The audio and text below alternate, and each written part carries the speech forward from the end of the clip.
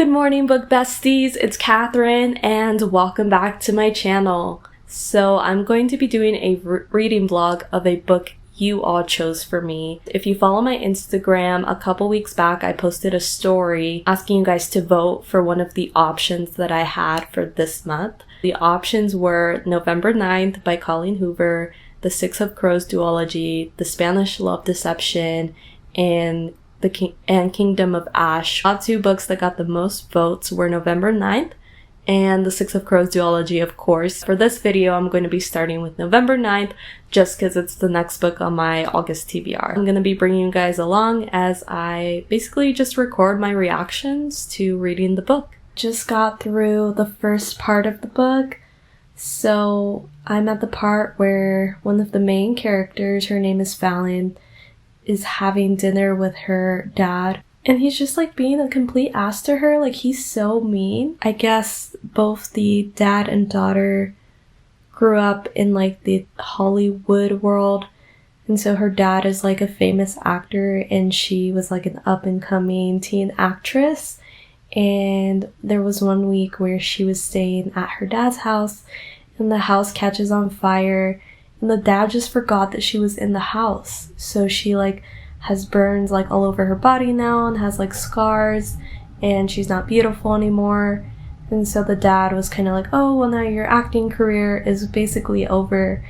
And she just like blames him for it. But he is so mean to her. He's like, you need to move on. Like, there's no way you can make it because like your face is basically ugly, is what he's trying to say.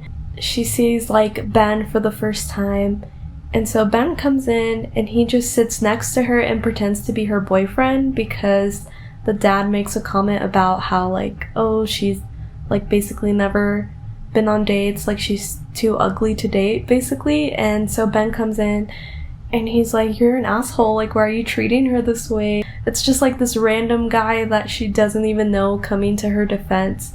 And he calls her Ladybug. I was like, oh my god, that's so adorable. I've never heard that like term of endearment in the book before, so I just think it's so cute. And so now the dad like is all angry. He just left and they're gonna go to her apartment, I guess, to finish packing because she's literally leaving for New York like in a few hours, like that same night. So I don't know what's gonna happen next, but I'm so hooked already. Screaming right now, they fell asleep, and now like her flight is almost here, so they don't have that much time.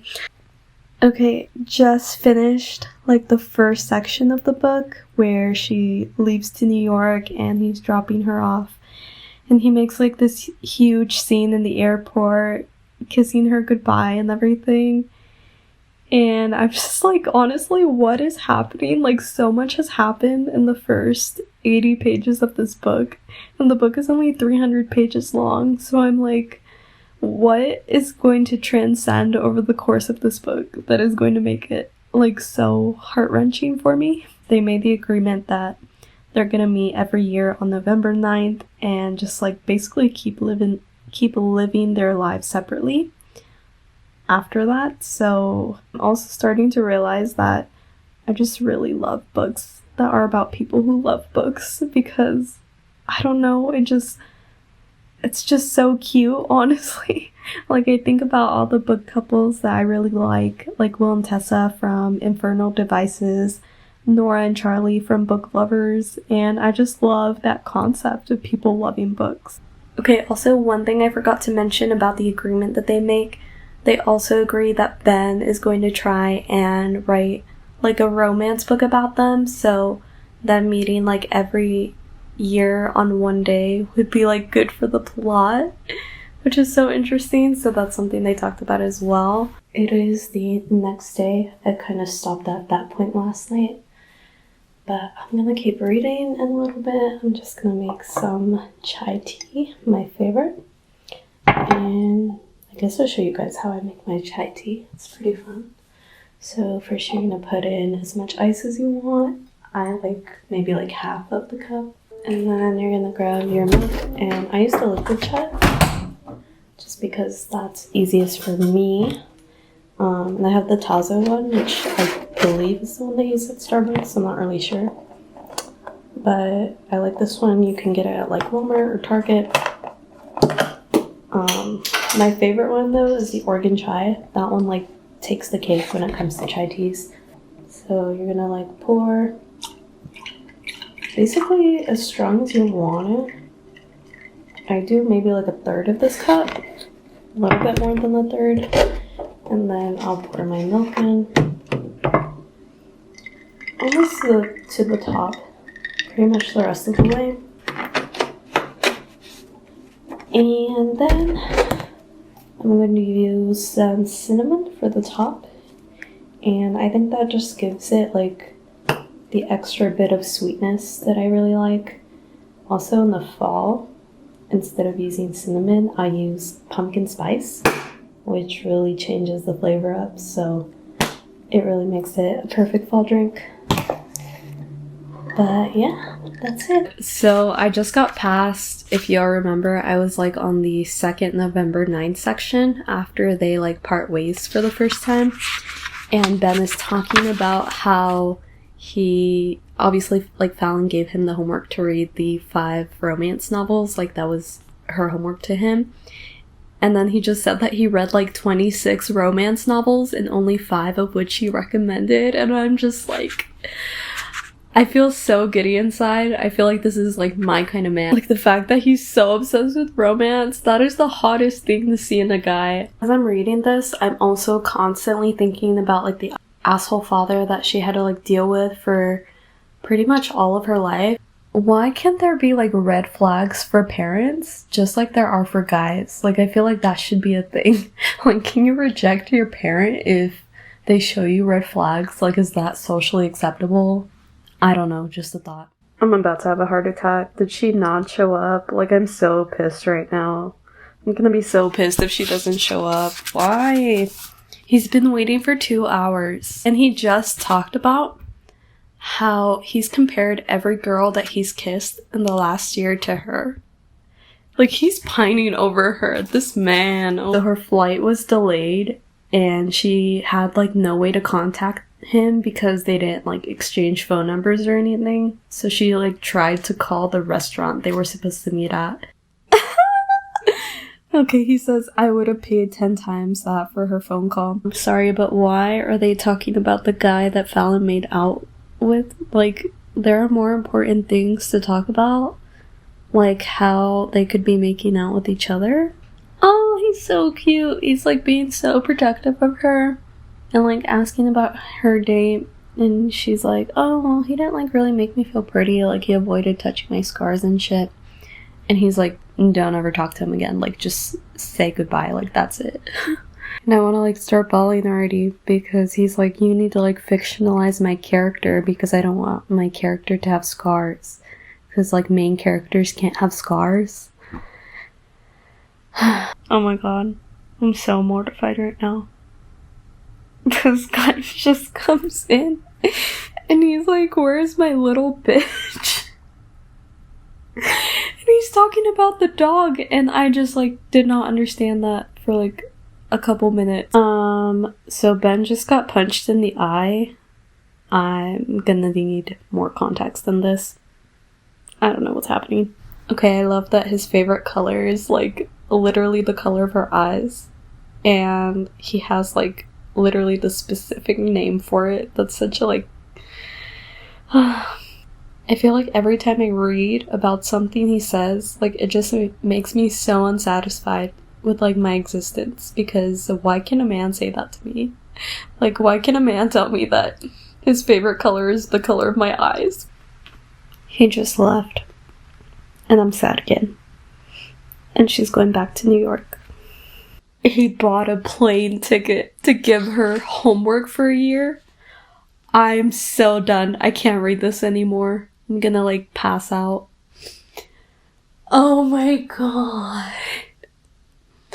Men written by women, man. Okay, so I'm like reading the 2nd November 9th now. It's kind of like interesting how she's like talking about how she carries a notebook with her now and just writes down everything she's done, like updates him on like the homework that he gave her and like the guys he went out with, like how her acting jobs are going and stuff. And it feels like as much as they're so far apart, it's kind of like he's also living her life with her, like vicariously through her, which is kind of like a cool concept. I'm interrupting like my own acne just to appreciate the fact that Tate is pregnant with Miles' child. And that might be a spoiler, but I had to say that because if you read Ugly Love, then you know. Like, it's one of those, if you know, you know. But I'm so happy right now. Oh, she like flew all the way to LA to see him after he told her he wasn't coming because his brother died. Oh my god, I'm gonna cry. He's crying into her chest. He's moving to New York to be with Fallon. I'm so obsessed. And they're gonna talk every day and live together. It's gonna be so perfect. Okay, I'm sad and pissed off because he's not moving anymore because his sister-in-law is having a baby. That's her dead husband's, and now she needs help to raise it. And Ben is like, well, I have to stay. And Fallon is like, I know, but she's sad and I'm sad for her. I'm also impatiently waiting for a guy to tell me that I'm his passion. It's been 22 years and we're still here. I just read about Fallon basically moving back to LA to be with Ben. I mean, not just to be with Ben, also for her career, but mainly for Ben. And I'm not getting a good feeling. I don't know why, but I'm just not. I hope I'm wrong. No. When did Ben fall in love with like his dead brother's wife? I'm sorry, but how does that even happen? I had to take a break because I started crying because I did not want to cry and I had to keep reading. But I'm so pissed at Ben. He says something about like her choosing New York over him. She literally moved mountains so she could come back and be with him. And this is what he fucking does. Like, fuck you, Ben. Oh my god, he broke up with Jordan and now he's like talking to Fallon in the club. Okay, so like Ben just told Theodore that he's like hopelessly in love with Fallon. And Theodore's like, oh my god, like why am I wasting my time? Okay, he's currently saying all the right things to Fallon and it's making me absolutely swoon. And all is forgiven. No. Okay. I'm gonna read this line again and try not to panic.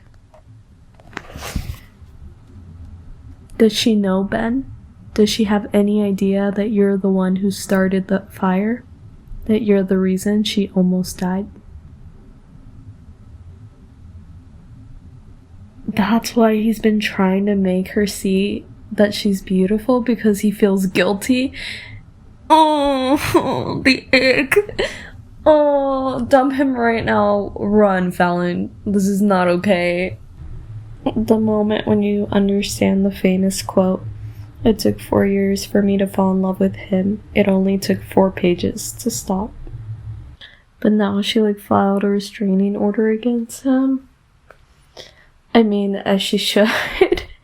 Okay, I'm sorry, but Ben's mother just like kills herself? What the hell is this? I just found out the mother had cancer.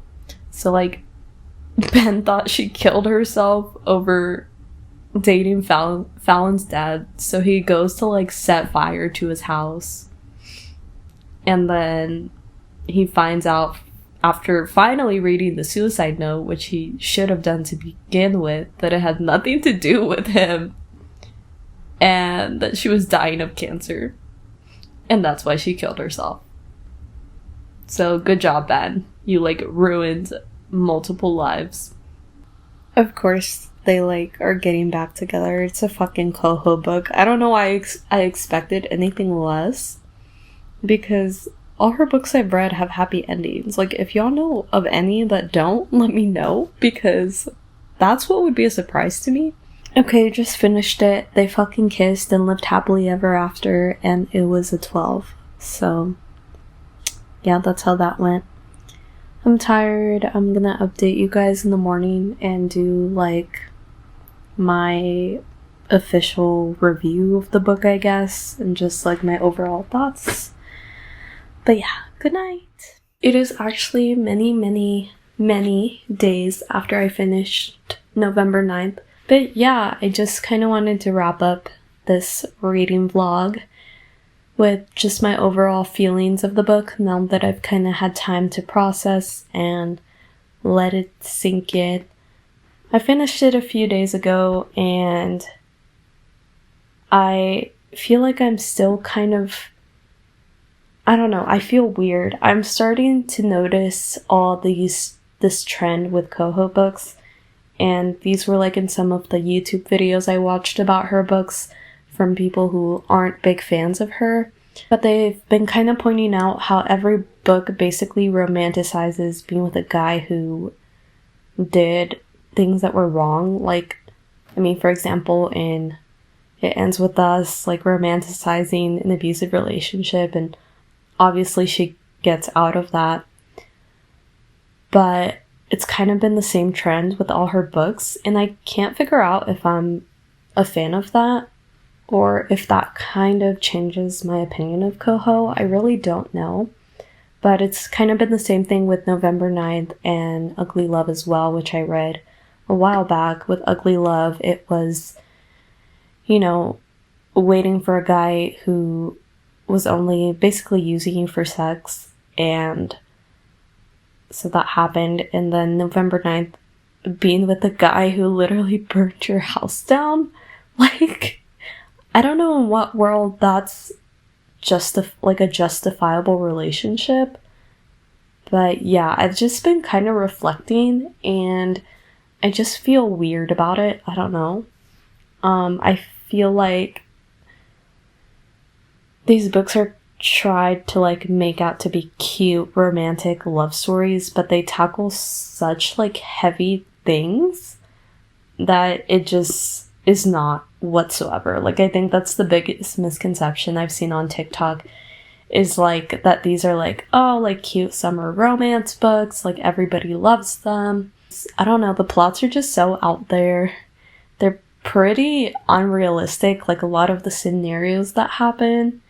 And I get that that's maybe kind of the appeal for some people, like maybe they're not supposed to be realistic, but personally, I kind of like scenarios that are a little bit more. So I feel like that's kind of drawing me away from liking Coho as an author. I don't really know how to rate this book. I feel like I haven't really known how to rate a lot of Coho's books because It Ends With Us like is so heavy in terms of talking about abuse, sexual abuse, rape, and just a lot of things that it's just kind of like, how do you rate that, you know?